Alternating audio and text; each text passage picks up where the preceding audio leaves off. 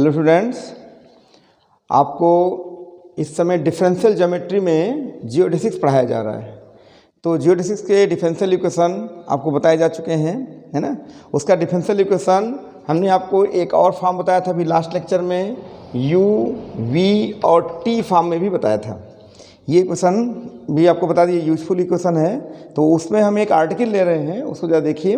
कह रहा है ये कि necessary and sufficient condition for a curve, ये कर्व है टू बी जियोडेसिक। ये जो जियोडेसिक हो जाए इसके लिए आप नेसेसरी एंड सफिशिएंट कंडीशन निकालिए। तो क्या हुआ कि एक कर्व दिया जाएगा तो वो कर्व जियोडेसिक हो जाए, तो उसके लिए नेसेसरी एंड सफिशिएंट कंडीशन क्या होगा ये आपको बताना है। ठीक है, तो कंडीशनल क्वेश्चन हो गया। तो चलिए शुरू करते हैं कि कैसे इसको नेसेसरी हम फाइंड करेंगे और सफिशिएंट।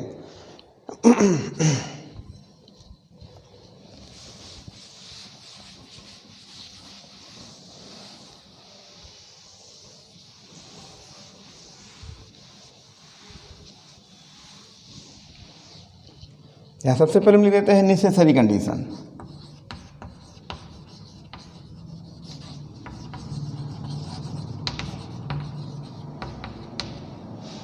नेसेसरी कंडीशन इसमें क्या होगा कि एक कर्व हम ले लेंगे और कहेंगे वो जियोडेसिक है। उसके लिए कंडीशन क्या होगी, ध्यान दीजिए।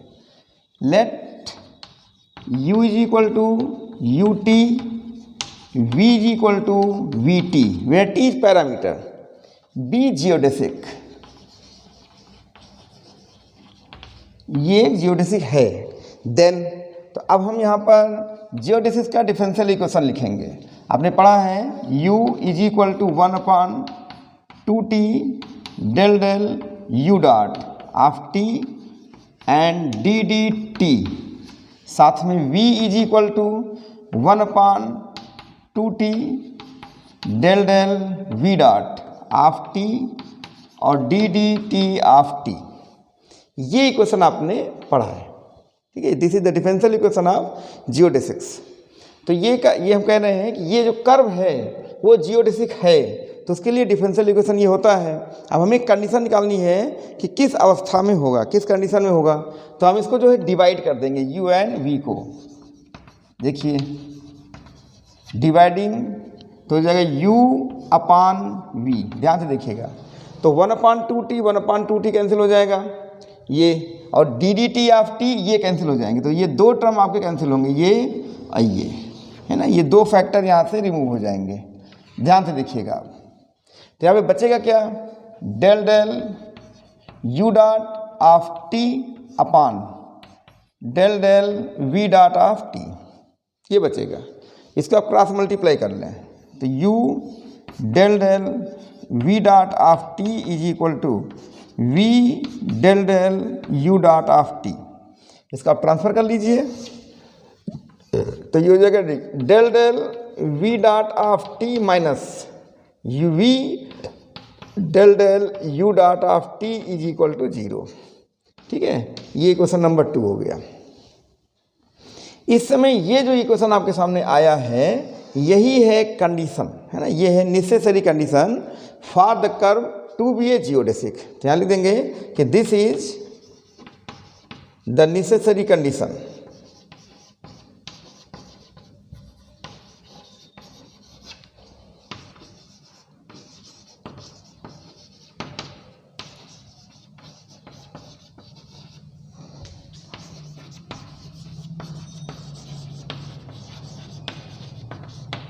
ये ध्यान दीजिए। जो नंबर 2 आया है वो हमने लिख दिया this is the necessary condition for a curve to be a geodesic. यानी कोई कर्व अगर जियोडेसिक होना चाहता है तो ये फॉर्म होना चाहिए। अगर ये सेटिस्फाई हो गया तो कर्व नेसेसरी होगा, यानी ये उसके लिए आवश्यक है, नेसेसरी है। ठीक है, अब इसी का आपको सफिशिएंट लेके चलना पड़ेगा। तो ये कंडीशन हम फॉलो कराएंगे, उसके बाद फिर सफिशिएंट कंडीशन ले लेते हैं। ठीक है, तो इतना पहले आप कॉपी कर लीजिए, उसके बाद सफिशिएंट कंडीशन।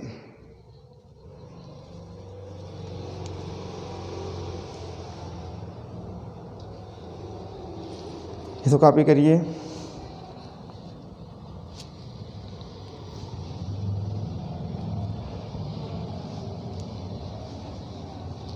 ठीक है, तो हमने क्या किया, पहले एक कर्व को जियोडेसिक कहा, उसके लिए जियोडेसिक का डिफरेंशियल इक्वेशन लिया, फिर दोनों को डिवाइड कर लिया, डिवाइड करके एक समीकरण आपके सामने आया, ये है कंडीशन, है ना, this is the necessary condition. अगर ऐसा हो गया तो वो जियोडेसिक हो जाएगा कर्व। ठीक है, अब इसका सफिशिएंट कंडीशन ले लेते हैं।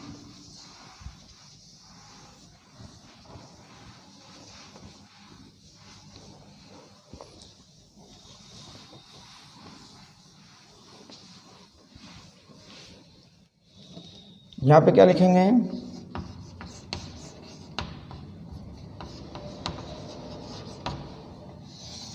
सफिशिएंट कंडीशन,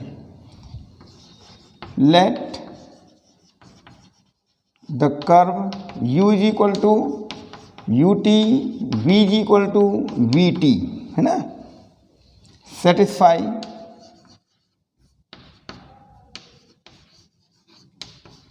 द कंडीशन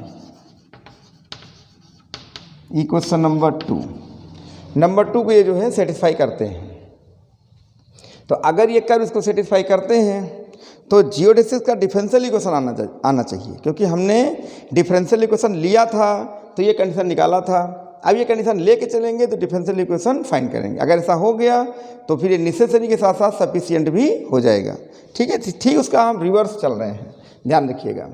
तो अगर नंबर 2 को सेटिस्फाई करता है तो फ्रॉम 2 आप क्या कर सकते हैं, u और del v dot of t minus, तो ये जो माइनस जो था उसको हम इक्वल कर देंगे, वो उधर ट्रांसफर कर देंगे, और v del u dot of t, ऐसा कर लीजिए।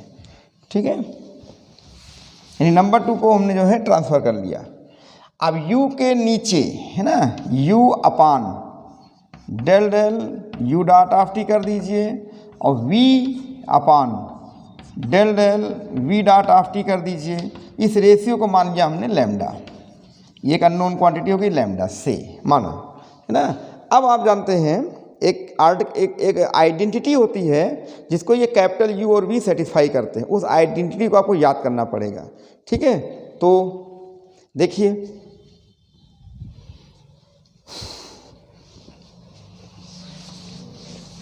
जो आइडेंटिटी हम लिखने जा रहे हैं इसको आपको याद करना पड़ेगा भाई। यहाँ लिख सकते हैं कि since U and V satisfy, ठीक है, द आइडेंटिटी ये होती है कि U dot U plus V dot V is equal to DDT of T, ये एक आइडेंटिटी होती है, इसको ये जो है सेटिस्फाई करेगा। तो हम लोग क्या करेंगे, यहाँ पे U डॉट, तो ये सारी U है ना, तो U की वैल्यू यहाँ से लैम्डा इंटू आ जाएगी, है ना, तो इसको हम चाहें तो कर सकते हैं नंबर 3।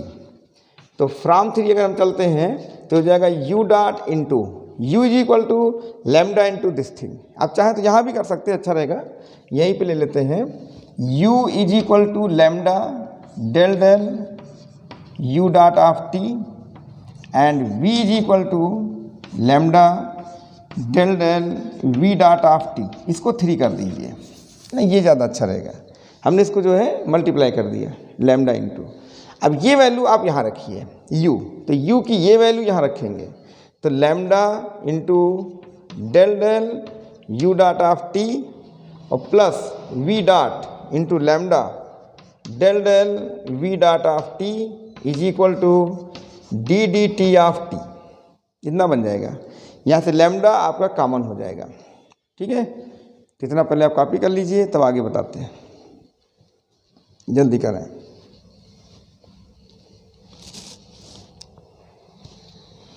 तो यहाँ तक आप तो को समझ में आ रहा कि नहीं?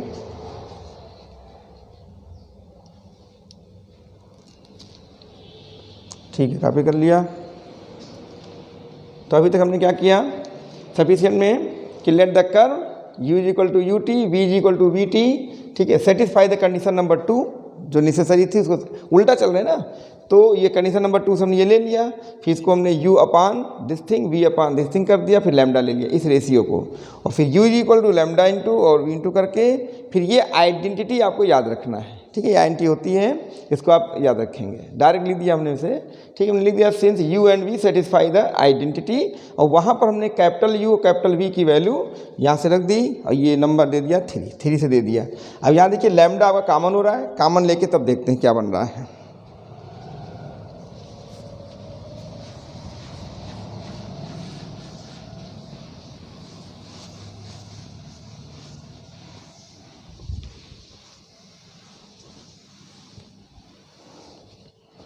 तो लैम्डा कॉमन ले लीजिए, तो ये आ जाएगा आपका यू डॉट और del del u dot of t plus v dot del del v dot of t is equal to d d t of t. इस एक्सप्रेशन को पहचानिए, आपको हम पिछले लेक्चर्स में बता चुके हैं। फर्स्ट लेक्चर में बताया था कि ये 2t है ना, ये है आपका लैम्डा और 2t is equal to d d t of t, ठीक है। ये फर्स्ट लेक्चर आप देखेंगे जियोडेसिस का, उस वहाँ पे मिल जाएगा, इसको हमने वहाँ पे ड्राइव करवाया है। ये है v dot del del v dot of t is equal to 2t, ये होता है। तो यहाँ से लैम्डा की वैल्यू हमें मिल गई 1/2t, ठीक है, और साथ में D d t of t. ये लैम्डा की वैल्यू हम इक्वेशन नंबर 3 में रखेंगे। 3 में रखेंगे तो आप देखिएगा कि आपको वो डिफरेंशियल इक्वेशन ऑफ जियोडेसिक्स मिल जाएगा, ठीक है। तो यहाँ तक क्लियर हो गया। ये जो ब्रैकेटेड आइटम है ये आपका होता है 2t, फर्स्ट लेक्चर में आपको मिल जाएगा जियोडेसिक्स के। ये सब चीज़ें छोटी छोटी चीज़ें, इसको याद रखेंगे, आइडेंटिटी याद रखेंगे, ये सब याद रखेंगे तभी डेरिवेशन कर पाएंगे इसका। तो ठीक है, कॉपी कर लीजिए, बस रिजल्ट पहुँच रहे हैं हम लोग। अब फ्रॉम 3 इसको यूज करिए।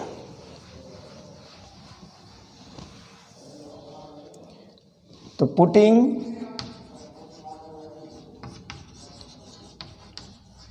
The value of lambda in number 3, तो आप देखिए u is equal to lambda और del del u dot of t आया है, ये था, है ना।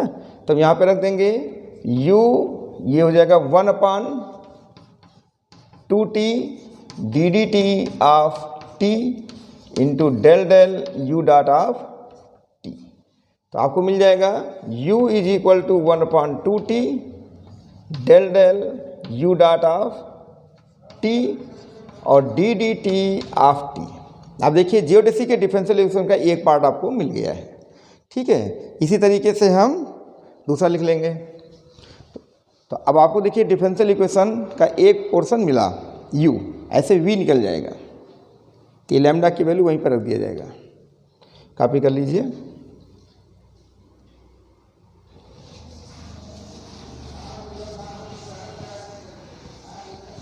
ये कंडीशन सफिशिएंट अभी हो जाएगी, और साथ में and v is equal to क्या था, lambda del del v dot of t, ये था, यहाँ पे वैल्यू रख दो तो हो जाएगा lambda 1/2t d d t of t del del v dot of t, ठीक है, v डॉट ऑफ t। तो so v is equal to 1/2t और del del v dot of t और d d t of t, ये बन रहा है, ठीक है। तो हम देखिए ठीक उल्टा लेके चले थे कि कर्व जो है नेसेसरी कंडीशन को सेटिस्फाई करता है। तो ये क्या लेके शुरू में क्या लिया था कि कर्व एक जियोडेसिक है, तो डिफरेंशियल इक्वेशन उसका हमने निकाला, वो डिफरेंशियल इक्वेशन यूज किया तो एक कंडीशन आ गई। अब हम क्या लेके चले सफिशिएंट में कि कर्व जियोडेसिक है, तो उस कंडीशन को सेटिस्फाई करवाया हमने। जब सेटिस्फाई करवाया तो डिफरेंशियल इक्वेशन आपके सामने देखिए आ गया है, ठीक है। तो आप चाहें तो इसको एक साथ लिख सकते हैं कि here u is equal to 1/2t, चाहे तो लिखे, कोई ज़रूरत नहीं है इसकी, और d d t of t, और ये हो जाएगा 1/2t del del v dot of t और d d t of t, ठीक है, are the equations of geodesic. ठीक है, इसका मतलब क्या हो गया कि जियोडेसिक का इक्वेशन है तो जो कंडीशन दी गई थी वो सफिशिएंट है, यानी द कंडीशन इज सफिशिएंट। तो वो कंडीशन सफिशिएंट भी है, इसका मतलब निश्चित से इनसफिशिएंट कंडीशन आपको मिल जाएगी। इतना कॉपी कर लीजिए।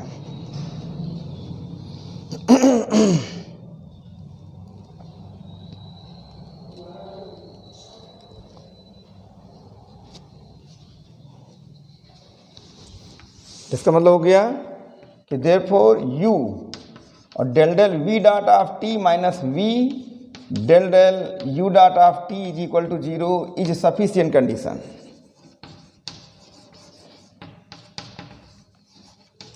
सफिशिएंट कंडीशन किसके लिए? For the curve u is equal to ut, v is equal to vt, है ना, टू बी ए जियोडेसिक। यानी ये जो कंडीशन है, तो ये कंडीशन आपकी जो है वो नेसेसरी भी है और सफिशिएंट है। तो आपको ये निकालना था कि अगर कोई कर्व दिया हो वो जियोडेसिक हो जाए तो उसके लिए नेसेसरी एंड सफिशिएंट कंडीशन क्या होगी? तो नेसेसरी एंड सफिशिएंट कंडीशन ये होगी। अगर ये फॉर्म हो गया तो कर्व जियोडेसिक हो जाएगा। ठीक है, यही है। तो अब लास्ट में जो है इसका एक कंक्लूजन लिख दीजिए, कॉपी कर लीजिए इसको।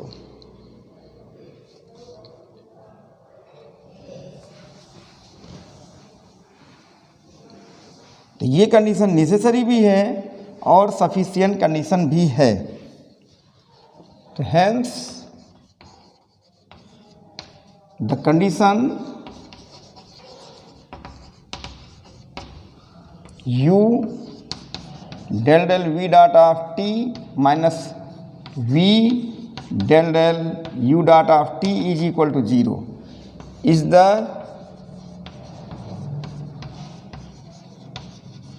Necessary and sufficient condition for the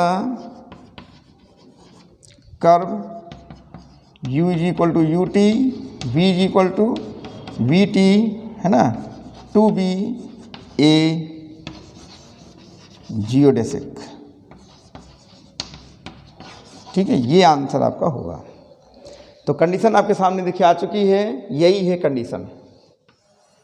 ठीक है, यानी कोई कर्व अगर u is equal to ut, v is equal to vt अगर जियोडेसिक होना चाहता है तो उसको इससे सेटिस्फाई करना पड़ेगा। ठीक, ये थी आर्टिकल।